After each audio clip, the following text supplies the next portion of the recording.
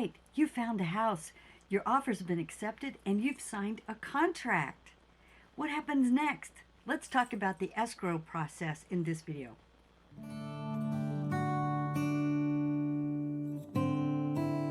All right, the escrow process is going to be after you sign the contract. So you have found a house, you've made an offer, everyone has signed, buyers, sellers, and the clock is now ticking. The option begins, the escrow process begins. The escrow process is generally 30 to 45 days. It can be a little shorter. It can be a little longer if we run into snags or if there's a specific reason for it to be longer. But in general, most of the time, it's 30 to 35 to 40 days. And during that time, it's a jam-packed, very busy 30 days. We're going to get over 3 specific hurdles between contract acceptance and to when they actually put the keys in your hands. All right, and the house is yours. Those 3 hurdles are repair negotiations, the actual loan approval, and finally an appraisal. And let's talk about each one of those. As soon as you have signed a contract in Texas, we generally negotiate a period of a few days, anywhere from 3 or less to 10 days, to be what is called the option period. During that time, the buyer can walk away for any reason whatsoever. You do not have to justify it. You don't have to find anything catastrophic with the house. If you simply decide this house is not for you, you terminate the contract, you get your earnest money back, and all is, you move on. The one thing you do have to put down is called an option fee. And it's anywhere from generally $50 to $500. It can be higher than that. As a general rule, it's $50 to $150. That actual dollar amount is very important. It makes the option period that's written into the contract valid. You must have that. Earnest money, as I've said before, is your way of saying, yes, I'm very serious about buying this house. It's a relief to the seller. It does not go to the seller. The earnest money goes to the title company, who will cash whatever funds you send that way. You can either wire it or write them a check. They will hold those funds in escrow. That's why we call this the escrow period.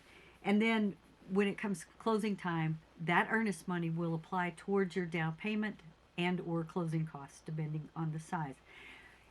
As a general rule, and there's no standard here, it's always negotiable, but I advise my buyers to put down roughly 1% of whatever the sales price is. So if you're buying something that is $350,000, I'm going to recommend that your earnest money be $3,500. It all depends on the actual market we're in, but that's part of what we'll talk about. But to be a legal contract, honestly and truly, you don't have to put that down. We generally do. Most sellers do require it. But when it comes to the option fee, that has to be paid to the seller in a timely manner, spelled out in the contract, or you don't get that option period. And you want that because during those days is when you're going to bring in a general inspector and have a good hard look at the house. Sometimes when especially in a busy market, you may have only spent 10, 15, 20 minutes in the house before making an offer. And this is the time for you to come and really peek in every closet and into the attic and all of the important places to make sure that there's no hidden problems that you don't want to take on. So a general inspection is the first thing that I'll have you set up. Now a couple of words about a general inspection. You have just fallen in love with this house, and it is, maybe it was love at first sight. I've had people cry when they decide this is the one they want to, it's very emotional, and you are on a nice big high. And when you get the report back from the inspector, it's going to be pages and pages and pages and pages because they're using a format that's mandated by the state. And they're going to find everything, every wart, every blemish, everything that could possibly not, they're going to let you know as much as they see as to what's wrong. And it certainly takes some of the shine off the house. However, even new houses sometimes have lists of things that need to be done. So no house is perfect. You're not buying a new house. What we want to do is find out, are these things that can be easily repaired? Are they things that you don't mind handling, overseeing, whatever? What is it that you would prefer that the seller handle prior to you taking ownership? We're going to work through all of that report together and figure out what needs to be done. The best thing that a general inspection does is point out where you might need deeper understanding. If the inspector sees issues with the roof, then we want to call out a professional roofer. If he sees things that are wonkadoodle with the foundation, we're going to bring in a structural engineer. Yep, most of the time that's going to cost you a few bucks, but it is, if you suspect that there's some issues with the foundation, you want the honest truth about it. Knowledge is power, in all of this, and then you can decide what happens after that. We often bring in someone to look at the AC unit, or the plumbing issues potentially. If there's a pool on the property, it's the general inspection gives you an overall look. Where we're going to dig deeper is where there might be some deeper issues, and we need an expert opinion. The second hurdle that we've got to get over is the loan process itself. Yes, I know you got a pre-approval.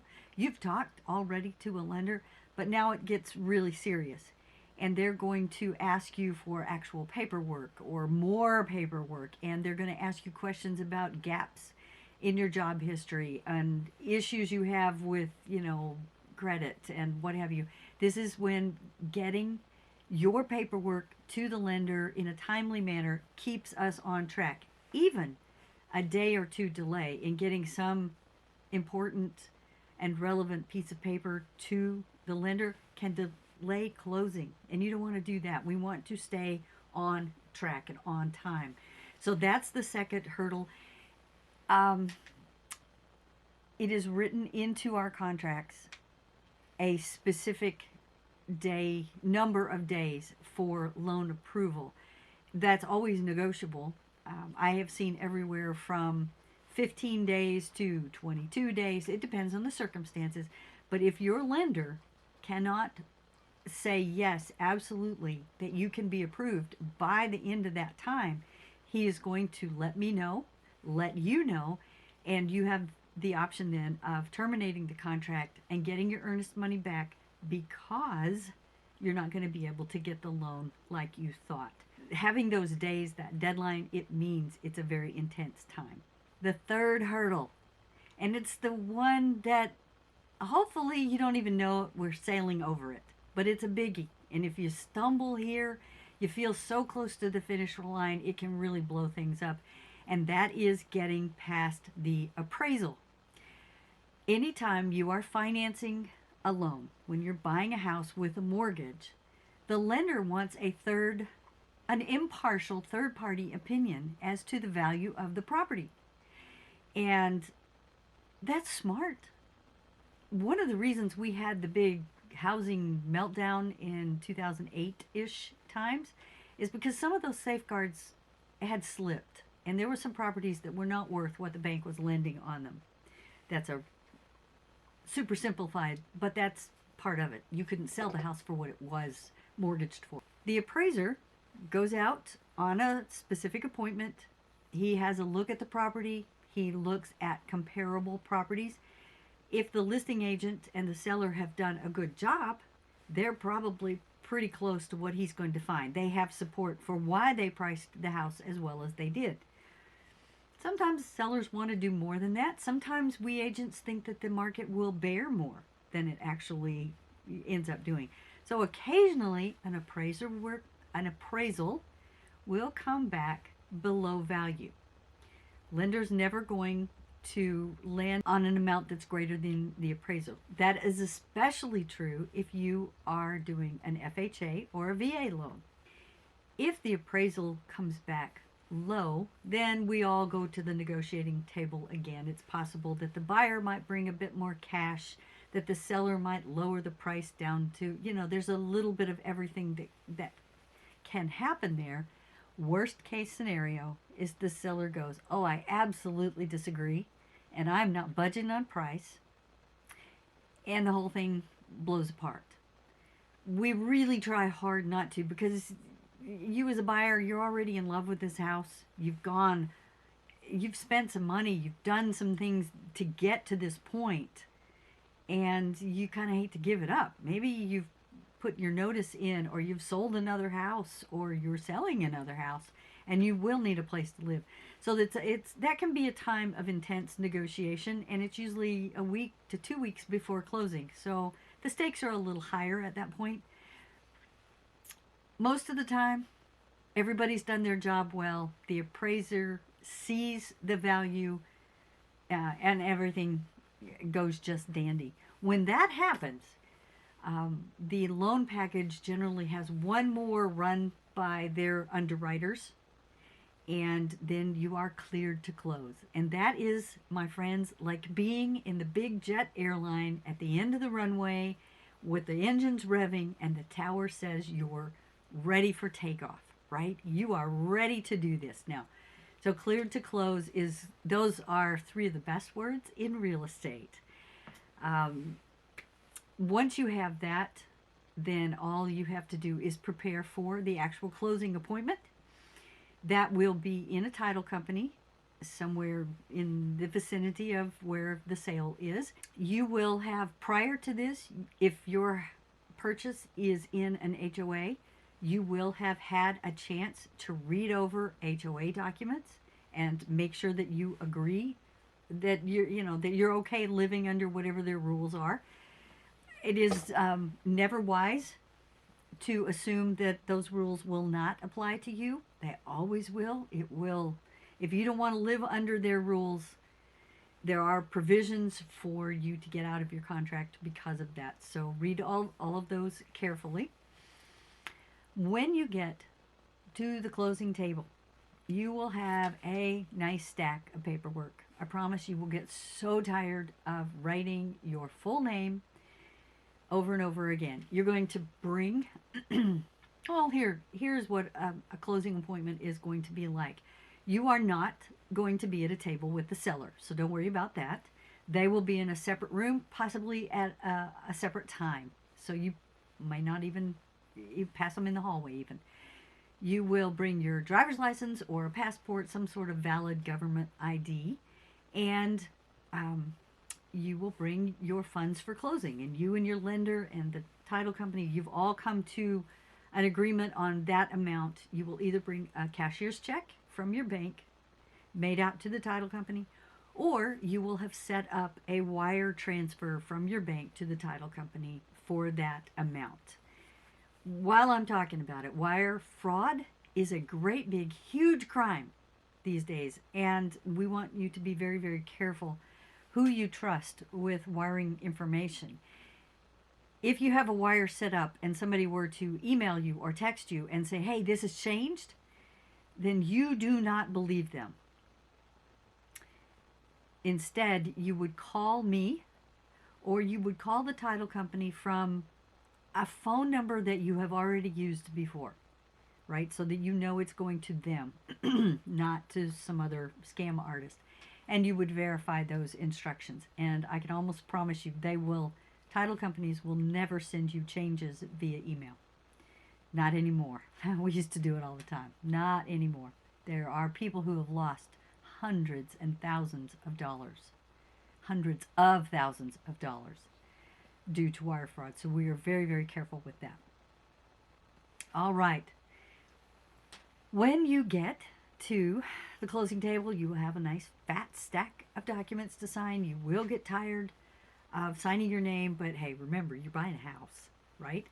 You will hand over your cashier's check or your funds, and then you wait. Once the seller has signed, once the buyer has signed, there's a little bit of back office things that have to happen so that the loan funds. We call it closing and funding. The house is not yours until funding occurs. Funding is when the money changes hands and the seller gets their proceeds and you get the deed. Okay? And at that point, I am free to give you the keys. So that's a brief overview of what you've been looking at since contract signing. If you have questions, there are so many other things this is an overview. We didn't go into seller's disclosures or mineral rights or, what if there's lead-based paint there? Those are all things that we would talk about in a future video or as a case-by-case basis. Just know that the entire escrow process is probably some of the most turbulent. Negotiating repairs and dealing with all the stresses of loans and stuff, it's a little bit bumpy. And my husband's a pilot, so we always just tell our clients, this is like when you're on an airline and that it gets a little bumpy. You keep your seatbelt fastened and you trust all of your crew to get you from one place to the other safely. And that's exactly what we want to do, is get you from contract to closing so that you have a new place to live. All right, this is video number 4, I think, in this series, and I'm going to do one last one. So be sure and subscribe to this series as well as to future ones where I talk about other aspects of real estate. I'd love for you to like this video and call me if you have questions. I love talking to people about real estate. As I've mentioned before, there's no thing as a stupid question. I'm here to help you. And so give me a call and we'll see you again.